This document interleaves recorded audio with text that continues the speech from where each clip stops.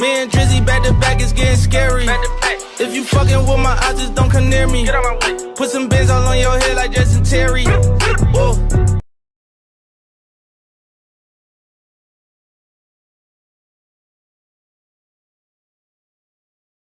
Let's get it. What it do, y'all? What it do, man? We back, the Faison View podcast, man. Episode 266, man. I heard them spiders coming, man. I heard it's a spider invasion, man, on the way, man. I don't even know what's going on, for real. What? For real. Hey, I can tell, man. Hey, this weather it's getting a little warm. It's getting a little warm, man. It's about to be hoodie season. You already know, man. Make sure you like, share, and subscribe. Man. Hugh, what it do? We in the building, bro. What's good? We here, man. We got a special agenda, man. We got really something new added to the podcast, man. So just some more good content coming to you, man. We got subscribers Q&A, man. We're going to get to that, all right? So on the agenda, man, invasion of spiders, man. The invasion of spider species poster make an appearance on the East Coast, man, this spring, man. It's either stay inside, man, or go somewhere elsewhere. Cause look here, I don't know about that one. Talking about they gonna be parachuting out the sky. Sheesh. All right, man. Subscribers Q&A, man. Something new added to the pod, man. With much support from the co-host. You already know Hugh, man. Hey, he got us some great questions for my subscribers, man. So we gonna tap into that. Alright, man, $1 million worth of game, man. Much shout out to them, man. I just want to talk about Wallo's powerful speech to Lil Durk and, man, how monumental that was. And I really want to delve into that conversation because just in general, as black men, that was a deep conversation. Alright, and lastly, man, would you rather have one real get out of jail card, alright, or a key that opens any door? So, interesting question. Alright, so, man, look here, my probably second or third fear ever is spiders, bruh. And I'll tell you one thing, the second probably cicadas, and first are rats.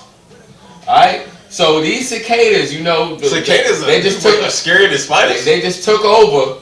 I only say they because they weird, they make a certain sound. The thing about spiders, yeah, and it's scary, they creep up on you, they can kill you. You know, and cicadas, like you said, not harmful, but that noise. But spiders, man, they set the East Coast, bruh. They set the East Coast in this spring, bruh. I do not want no parts. I don't want no parts of it, bruh. They talking about some parachuting out the sky. Hey, look here. I never talk like this, and I don't want to be negative, so I hope not. Cause hey, we gonna go when God willingly wants us to go. But the end is near, Hugh. Talking about spiders coming out the sky. Oh yeah, I mean, I already do that. Out the sky. Yeah. Nah, but I mean, that's not a sign, but like, yeah, like, nah, fool.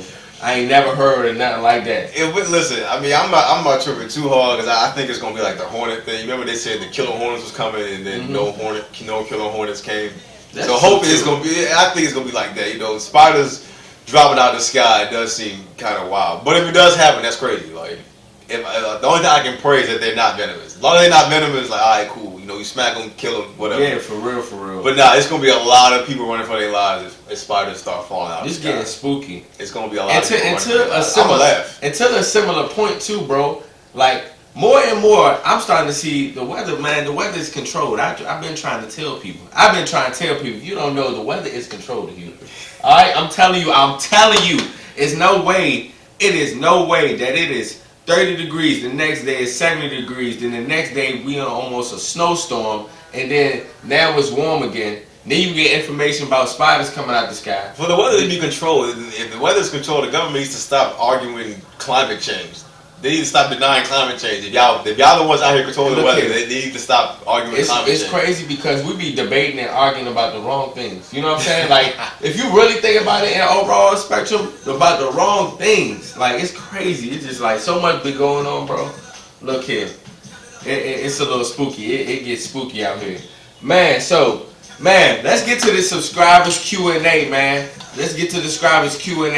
Don't mind me. Alexa, turn down 2 notches.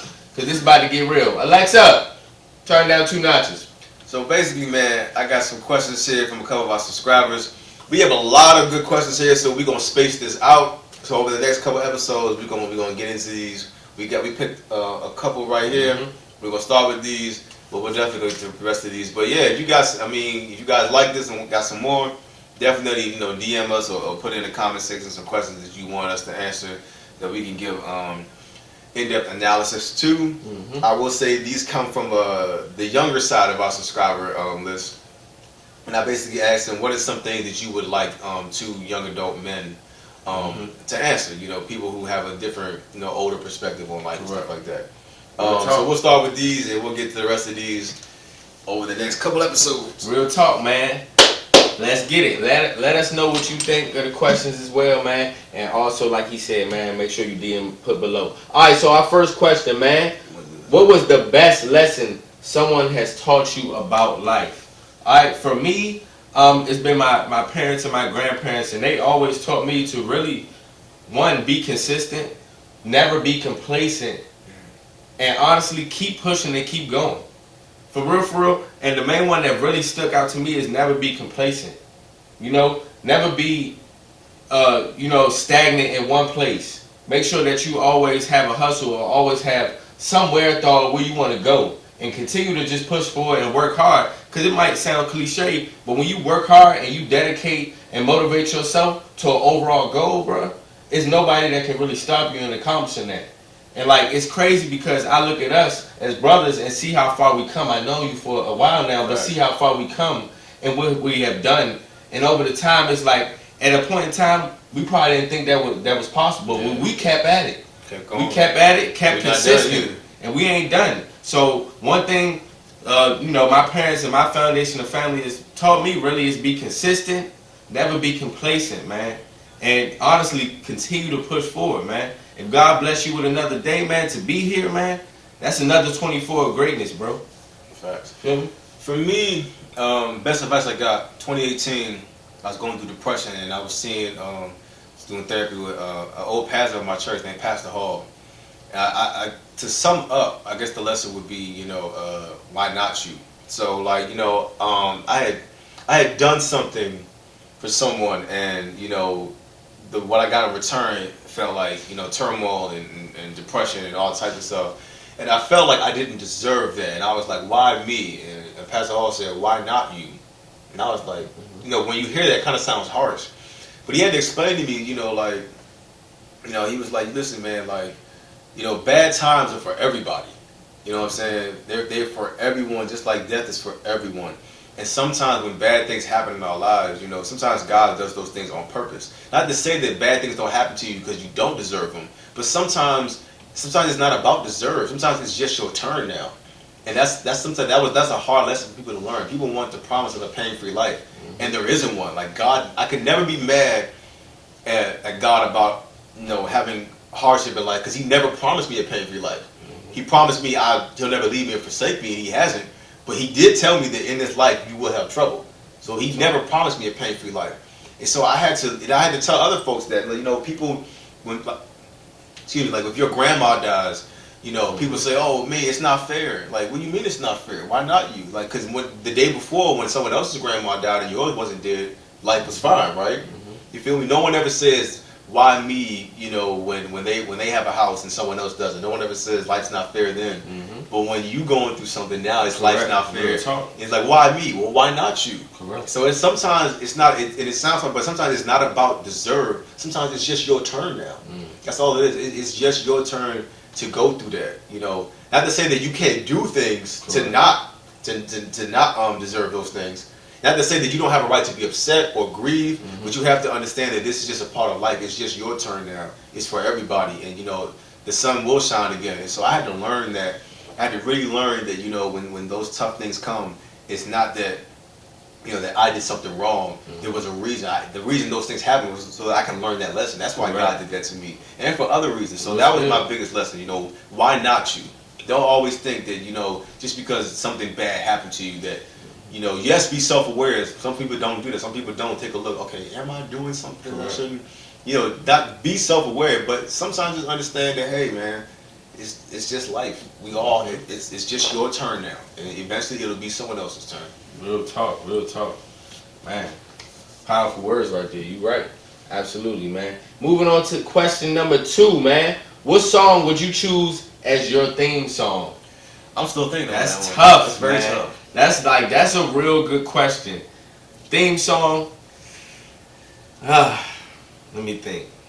Off rip, I think I'm just because it just came to my head. I'm gonna go with "Stronger" by Kanye West. That's a good one. That's my favorite Kanye West song, and I'm thinking about I'm thinking about how that will work. Like how the beat doesn't drop immediately, so I would let the words build up, and then when that part comes on, that's the all God man.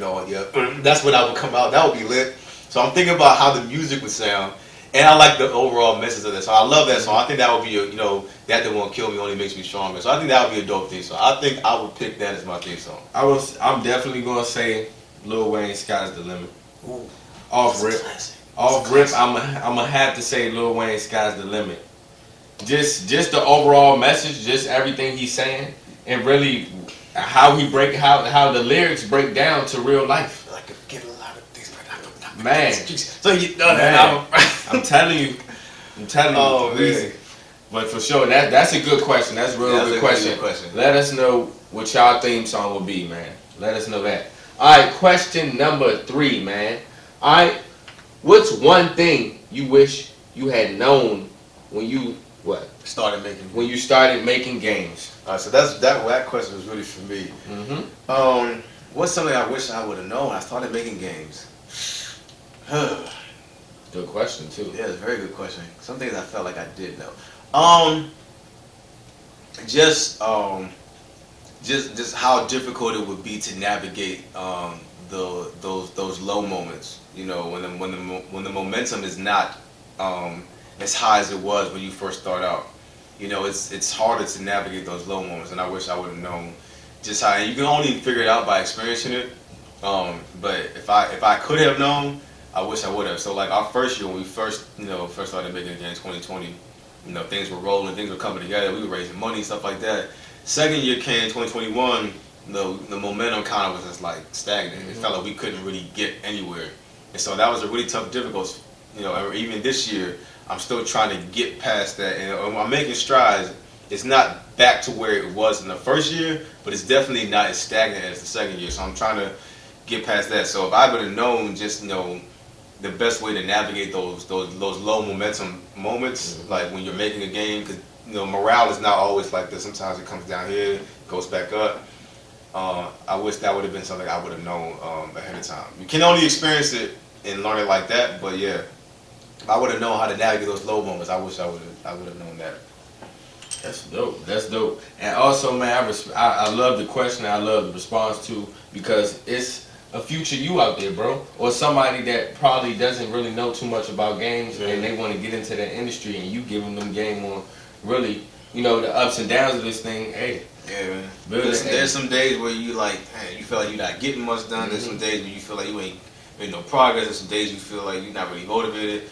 And I got a team of folks, so as a CEO, it's my job to keep morale up, keep people motivated. That's hard, That's hard sometimes to keep 20 people motivated, But especially when they got things going on. At the end of the day, you still lead. Yeah. You still lead. You gotta keep going. For sure, man. So, for the last question number 4, man. Why is the world designed in a way that money is required in order to live comfortably? And I felt like this question was so ironic because we were just talking about, I had a conversation with somebody just talking about how they talk about, how rich people talk about, well, it's not about the money. And how people get frustrated when a rich person or somebody of wealth tells you it ain't about the money, then what is it about? For you're in this position, what it's about. So I feel like it's such a high level connotation of what money is and what it brings to your life and how happy it can, put you in a certain circumstance. And it's like, it's crazy because I just feel like in regards to where we live, I feel like that's the case. Because in other cases, money is not of value as it is here. Yeah. And like we talk about that all the time. It's in other places, people live comfortably. You can go over like to Mexico. People go to Mexico be like, dang, I can't believe this, how cheap this was. And pesos and American dollar is like this. It's like that. But those people are there, live comfortably. You have wealthy people over there as well. But the value of money is differently. is different. So I really think it's based off of region. It's based off of where you're at. It's based off of cultural values. It's based off of your morals and principles. You know, because you have people out there that don't think about the money. They just grind until that comes. And honestly, that's how it really should go. Because when you have such a mindset on money and living a comfortable life, you're taking away of everything you should be doing to put action behind the words. Yeah. So that's a very good question, but I just found that very ironic because a lot of people had a viral clip going around about how, you know, a person was talking about, you know, rich people, like, it's not about the money. But, you know, in a sense, it's like... But those are the people who learn that lesson. Those are the people that get that lesson from. That's they true, can tell too. you firsthand. Like, that's true. That's true. As being rich, I'm here to tell you, it ain't about the money. Trust me. So why is money designed for the world to come to me? I think money is a useful system. You know, because if you don't have a system, then, you know, people would just be taking things for granted. You know, they would just take whatever they want, take however much they want, and the next thing you know, okay, you don't have enough to give someone else, or you don't have enough for yourself, but money gives it a system. Money is like, okay, if you want these, you have to give me this much, and that keeps a well-balanced system. It's like, okay, now I still have enough, and if I don't, I have enough money to go get more, so I can, you know, because without money, there's no system. People grab and take what they want, and it's like, okay, well, now how do I recoup, or how do I have enough for myself, or have enough to give out more? So money is a great system. Also, I think it's also about quality of things. That's with anything, whether it be the quality of advice or the quality of the product, the quality of the couch or the house or whatever.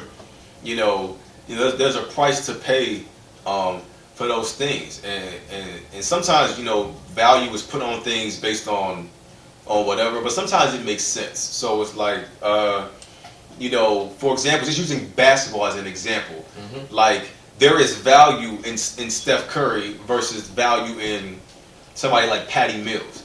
Like it's, you know, you get when you get Steph Curry on your team, you get an elite ball player, someone who can shoot, score, pass, dribble, and can put your team in a position to win it all.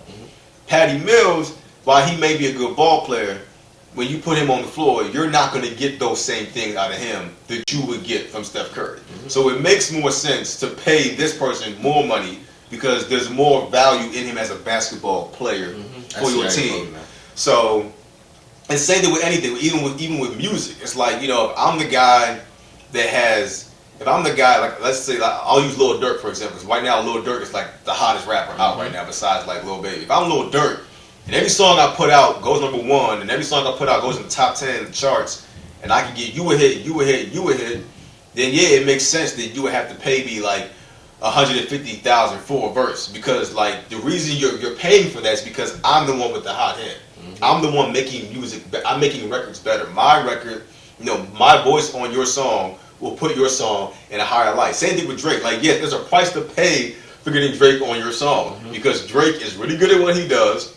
And having him on your song will bring the value of your music up. So there's a price to pay for that. You can't just not, you know, it can't just be freely given out. Otherwise, it's not special. So I think that's why, you know, yes, money is not everything, but I do understand why the world is set up like that in a sense, because money is a good system, and there is value to certain things, and there is a way to value it. And money is, for lack of a better word, the easiest way to value. Okay, good breakdown. Nice. And we'll do the rest of these. I'm about to say, and also, guys, make sure you just stay tuned because it's some more subscriber Q&A. Make sure you add to the list, man. Comment below, DM us. We here at the Faison View Podcast. All right, man. Wallo, man. Powerful speech to Lil Durk, man. Lil Durk album just dropped 7220, man. I feel like it's a 9 to 10 for 10 project, man. Great album, I'll say. Very transparent album, very mature album, man. So, man, during this podcast, shout out to $1 Million Worth of Game, man, because they are monumental in the culture, not just the podcast realm. All right, so in the culture, they're really speaking some real, man. Wallo had a powerful speech talking to Lil Durk, and, you know, and his homies, man. I felt like that was very important that we talked about and brought up because, man, it's so many of us in black, brown communities that have peers, friends, cousins or anybody in that realm that been killed by the system or put in jail by the system. You know, and the system is you killing your own people for certain types of territory or certain type of, you know, things that are going on. Understandably, we not in these circumstances to speak on any of that, but also at the end of the day, we're killing our own people about how we move and how we glorify certain things. And I felt like it was very pivotal that Wallo had said that to them and really broke down in tears, because black men, as black men in these communities, you are told not to show any emotion. You know, you're told to act this way or act a certain way, man. It's okay to break down. It's okay to talk to somebody. You feel me? And what Wallo just spoke, man, was real, because he spoke about, which is hard for anybody to do. I don't even know if I can do this myself. But his brother was murdered. And he forgave his brother's killer. Which I don't feel like a lot of people, 90% of people, can just take in and just do.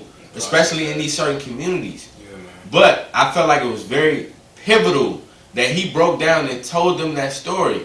Because no matter what, this cycle is only going to continue when you're looking at your brother or your sister as your enemy. At the end of the day, that's really what it is. And who are we to come into a certain type of politics? At the end of the day, it's our people that are being affected overall. It is our people that are going into these jail systems and not coming out.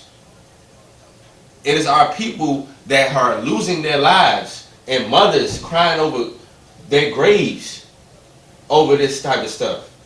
So, and also, we live now in a generation where a lot of these OGs that we sit here and talk about are in jail. So they can't give the game on their experiences, but so much to the ones that are out here right now in this generation. Right. And I respect Wallo and really breaking it down as an OG who has spent 20 years in jail. From 17 to 37. From 17 to 37. He's repeatedly told us publicly that he has been in jail longer than he has been outside into this real world.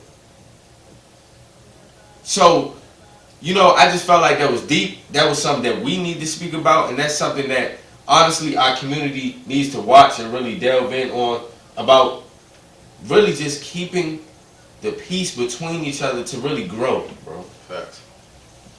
But yeah, man. I mean, the biggest takeaway for me from Wallo was forgiveness, man. Because, you know, the Bible teaches about forgiveness a lot, and I think a lot of people, especially a lot of young people, don't realize that, you know, forgiveness is not for that person. For some reason, there's a stigma that, and I thought like this once, you know, people think that, you know, forgiveness is a sign of weakness.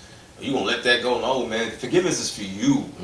That forgiveness is for you. Wallo said it, so I had to let that go, because if I didn't let it go, I wouldn't be out here for my nieces and my brother's kids, my nieces and my nephews. I would have been dead just like him. I wouldn't be able to give y'all this game.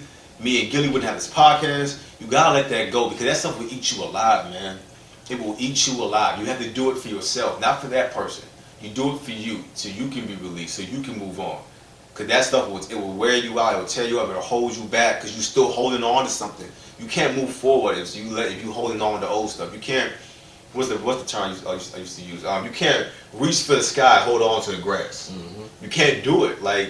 And so, you know, and forgiveness is important for that, because, you know, you got young guys out here who want to, you know, they want to Durk and his folks, they want to slide for Vaughn and whatnot. And Wallo's whole thing was like, man, y'all got to let that go, because you got bigger things you're doing out here. You got kids that need you. You got a wife that needs you. You got family that needs you. You got people out here behind you that depending on you. You got to let that go, man. It's not important. And so forgiveness is a big thing, man. I know it feels like, you know, and I went through it, because I remember when my friend Rob Dollar passed, and he was in a car with a rapper from the area named Fame Reek, who also passed, you know, Fame Reek tried to cut across like 4 different lanes to catch an exit, and you know, and he killed the other 2 people that were in that car. And so I had a lot of my homies that were just like, man, you know, if I see him, it's up. I see him, and for me, it was like, I didn't want that energy. I had to be forgiving. I had to forgive him. That doesn't mean you have to, you know, befriend that person or talk to them or like them or whatever the case. but I had to forgive him because if I didn't, I wouldn't be able to let that go. Mm-hmm. And then now I'm walking around with this violent energy and this angry energy all the time because my friend is gone, because I can't do anything about. Mm-hmm. So I had to let that go. And even after Family died, there was still a whole bunch of negative comments about him, and I just didn't want to participate in that because it's like the Bible teaches compassion, because whether you're the villain in someone's story, but whether you liked him or not, that guy had a mom. Mm-hmm. You know what I'm saying? He probably had brothers and sisters. He had family. And for me, I know I wouldn't take kindly to somebody bad-mouthing my dead relative, mm-hmm. regardless of how, even if he was the villain in your story. I just still wouldn't take kindly for that. Yeah, so I did not make negative comments for his sake. I made negative comments for his family's sake. I did not make negative comments for his family's sake. I wanted to have compassion for the loved ones in his life. Like, maybe let me show compassion the same way I would want someone to have compassion for me if somebody I care about died. Because you're the villain in someone's story. So I definitely like what Wallo said, man. Forgiveness is it's not easy, but it's key, and you got to remember, it's not for that person. It's for you, and so that you can move on, so you can be released. Real talk, man. Powerful words, man. Powerful speech. All right. Lastly, the infamous. Would you rather have one get out of free jail card or a key that opens any door? This is simple for me. A key that opens any door. A key that opens any door for sure, bro. That key can open the door to trillions of dollars or something. I don't know. Look, trillions of dollars. So, or a key that can open doors to many opportunities. I don't know. You talking about any door? Yeah. I'm gonna play devil's advocate. You talking about any door? Because I'm gonna play devil's advocate. Because one, I'm like, okay, but like, what would I use this key for? Like, do I want to go in the door? Hey, but at the same time, I was like, well, I'm not going to jail. I'll play devil's advocate. I'm gonna pick get a jail free card, man. Because they'll give me an excuse to do something that I want to do that might be illegal, and I can get that out of the way and get out of jail. I don't know what that thing would be, but I'm gonna find out. I'm gonna figure. I'm gonna take the time. Now that I have this, I'm gonna take the time to think about this. Like, you know what? Now that I have this, I'm gonna figure this out. That's a good devil advocate. I'm gonna think about this, and when I figure it out, I'm gonna go for it. If I get away with it, great. If I don't, I got my card. You got your card. Yeah, I'm gonna go with that, man. That's that monopoly terms, man. That's the monopoly terms to get out of free jail card. Save your life, man. But that key to open any door, bro. That can be anything. That's what my thinking is. It's just like it could be anything. And you saying that it's for any door? Oh yeah. Because you would have to. But for me, I would have to care what's behind the door. Like, I would have to care. Yeah, of course. And a lot of times you get one of the locked doors. You're like, all right, okay, it's locked. You don't really be interested behind to see what's behind the door. So I would have to like legit care about what's behind the door. That's true too, man. Hey, man, another great episode, man, at the Faison podcast, man. Make sure you like, share, and subscribe. Make sure you like, share, and subscribe. And also, like we said, our new content piece, man. Subscribers Q&A, man. Ask some questions, man. Man, make sure you send those questions, DM, comment below. Man, we is here, man. Another great episode. Peace, man. Thursday, 5 p.m., man. 1. Peace.